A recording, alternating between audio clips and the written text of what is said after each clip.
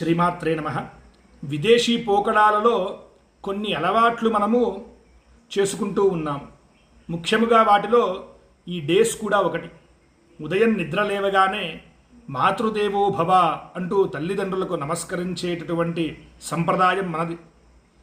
పాశ్చాత్యులకి mothers day అనేటటువంటి సంప్రదాయం, అనగా ఏదో ఒక్కరోజు కేటాయించుకోవడం ఎంతటి దౌర్భాగ్యమో చూడండి. అలాగే మనకు అకారణమైన పండుగలు ఏవీ ఉండవు. పాశ్చాత్యులకు సకారణమైనటువంటి పండుగలు ఒక్కటి కూడా ఉండవు.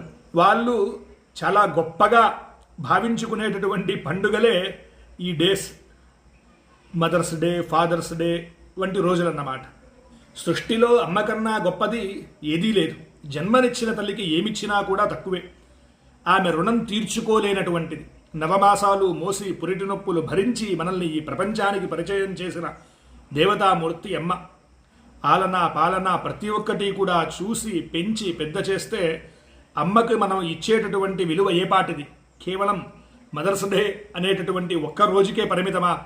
కాదు కదా. వేదము ఏమిటయ్యా చెప్పింది అంటే, మాతృదేవో భవ, మొట్టమొదటగా నీ తల్లిని పూజించు, తరువాతనే మిగతా అన్నింటినీ కూడా పూజించు అని చెప్పి వేదం చెప్పి ఉన్నది.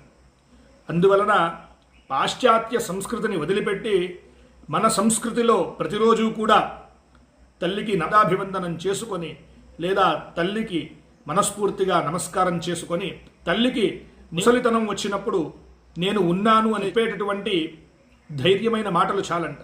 ఇంకా మన సంస్కృతి ఏమయ్యా చెప్పింది అంటే, భూప్రదక్షిణ షట్కేన కాశీయాత్ర ఫలేనచ సేతు స్నాన శతైర్యస్తు తత్ఫలం మాతృవందనే అని చెప్పేసి శాస్త్రం చెప్పి ఉందన్నమాట.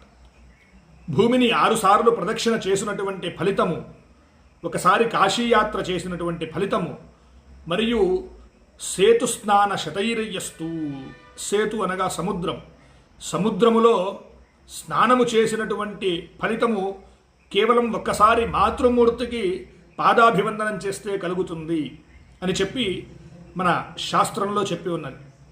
అంతటి గొప్ప సంప్రదాయం మనది. మనము ఊరికే ఏదో పాశ్చాత్యులను అనుకరించి వ్యర్థముగా మనము ఇవన్నీ కూడా జరుపుకుంటూ ఉన్నాం.